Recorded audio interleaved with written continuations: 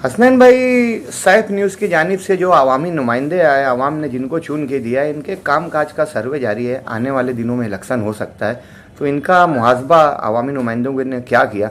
मालेगांव शहर, धुलिया, मुमरा, कल्याण, भिवंडी, हर जगह से हम लोगों की राय ले रहे हैं।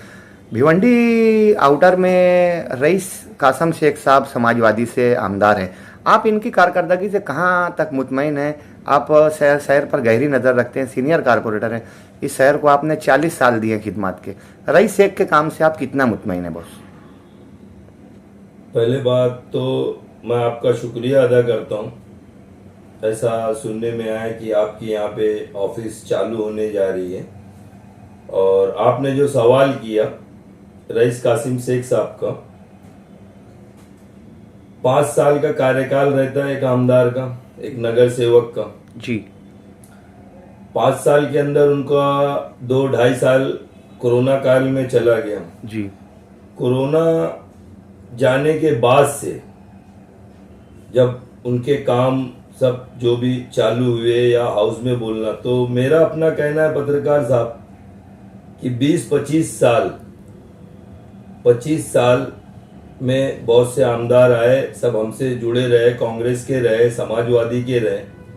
पहली बार मैं वेस्ट का ना बोलते हुए ईस्ट की बात करूंगा। मैं हाँ। जैसे कि बाला कंपाउंड से नगर सेवक रहा हूँ जी। मैंने अपने कार्यकाल में school, gym, library, Ansari playground, नाला बना के ये सारे कामकाज किए।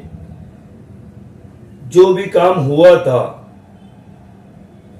10 साल पहले, उसमें कभी कोई काम नहीं हुआ।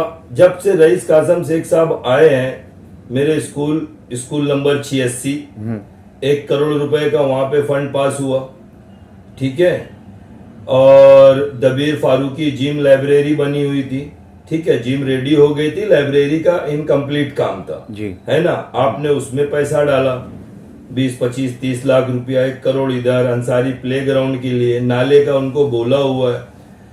आसिफ कंपाउंड के पास टॉयलेट है, 16 संडास ऐसा बोला करते थे, वहां पे 32 टॉयलेट बनी हुई थी, जिसमें से 10, 12, 14 साल में सब खत्म हो गई। वहां पे आप 25, 30 लाख रुपया दे रहे हैं। तो हमको तो शहर में काम करने वाला आदमी चाहिए।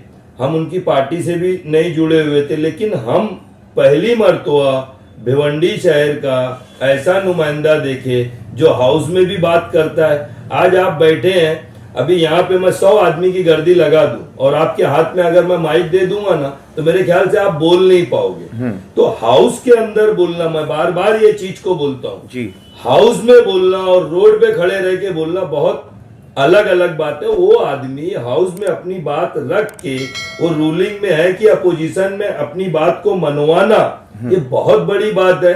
और भिवंडी ईस्ट के लिए एक अच्छा आमदार मिला हुआ है, ठीक है। और जो भी रोड रास्ते के काम है, हेल्थ के काम है, वो कमोबेश कर ही रहे हैं।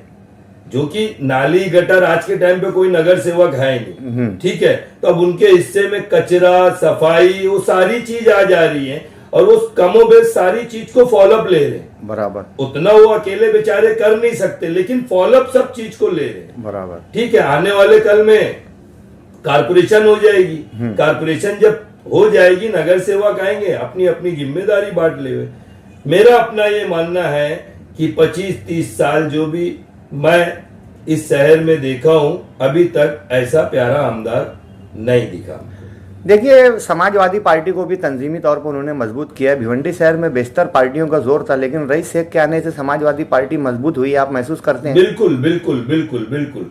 इसके पहले देखा जाए तो जैसे कि मैं कांग्रेस से 2 मरतबा नगर सेवक रहा हूँ, बराबर, ठीक है। कुछ गुटबाजी की वजह से, मैंपन के वजह से, ठीक है, फाइनल में आगे पीछे हुआ तो मैं एनसीपी से लड़ा। एनसीपी से भिवंडी शहर में सबसे ज्यादा वोट लेके गिरने वाला शायद मैं ही हूँ। 5628 वोट लेके गिरा। हमारे जो सदर थे वो टाइम पे, उनको 5200 वोट मिला था जी, ठीक है। समाजवादी पार्टी की 2 सीटें आई थी, एक अब्बास चाचा और एक मेरे ख्याल से सुरेश भगत की बहू थी। 2 सीटें थी, वो भी 2 सीटें यहाँ वहां थी। तो रईस कासम शेख के आने से भिवंडी शहर में समाजवादी मजबूत हुई है, इसमें कोई डाउट नहीं। क्योंकि कासम शेख से नहीं, उसके काम से मजबूत जी। हुई, जो उनका, क्योंकि शहर में कुछ काम ही नहीं हुआ। अब वो कम से कम बाहर निकल के बोल रहे हैं, ट्रैफिक से लग के बोल रहे हैं, खड्डे से लग के बोल रहे हैं, बोल तो रहे हैं। पहले तो हमको पूरी गूंगी पिक्चर मिली। हाउस में 30 साल का आप मिनट्स निकाल लो मंत्रालय का, किसने कितनी बातें रखी। मराठी नहीं आती थी, क्या रखते थे वो लोग? नहीं रखते, हाउस में नहीं बोल पाते तो कम से कम जब आपकी पार्टी की मीटिंग हो रही है हाउस चलने से पहले, जैसे दिल्ली पहुंचे अपन, है ना, तो एआईसीसी में तो मीटिंग हो रही है, वहां पे आप बोल सकते थे अपने काम को, वहां पे तो बोलो, हाउस में बोल नहीं पाते हो तो। साहब मैं ऐसा बोल रहा था कि बाया में तो बहुत सारा काम है, लेकिन मध्य में आप देखेंगे, ईस्ट जिसे आप बोल रहे हैं, तो ईस्ट में वैसा काम नहीं हो सका, जबकि वेस्ट हाँ, उधर महेश चौगले साहब हैं, हमारे बहुत अच्छे दोस्त हैं। आप बीजेपी से चुन के आए हैं, हाँ, हम साथ में हाउस में भी रहे हैं, तो अब वहां पे जो भी काम है, हाँ, अब वहां की पब्लिक से आप पूछेंगे तो बता देंगे। मैं वो क्षेत्र का तो बोल ही नहीं सकता। साहब भिवंडी शहर में बहुत सारी पार्टियां हैं, बहुत सारे लीडरान की भी यहाँ पर नज़र है कि भिवंडी से हमारी सीट आए, हमारा सीट आए। तो आने वाले वक्त में भिवंडी की सियासी क़यादत कैसे हाथों में होना चाहिए? अभी बहुत पत्रकार साहब वक्त लगेगा, क्योंकि यहाँ पे जो भी लीडरान हैं, आज ये पार्टी में है तो यहाँ से अच्छा बोलने लगते हैं, फिर वो पार्टी में चले गए तो वहां से अच्छा बोलने लगते हैं। मतलब सब गोल गोल घूम घूम के अभी बैक डेट में जाएंगे तो यहाँ पे जनता दल थी, आज जनता दल है ही नहीं। परशुराम टौरे साहब थे, फिर वहीं से सारी शाखा फूटी है कमोबेश। जावेद अंकल मेहर रहे हैं, विलास पाटिल साहब रहे हैं, उनके पिताजी भी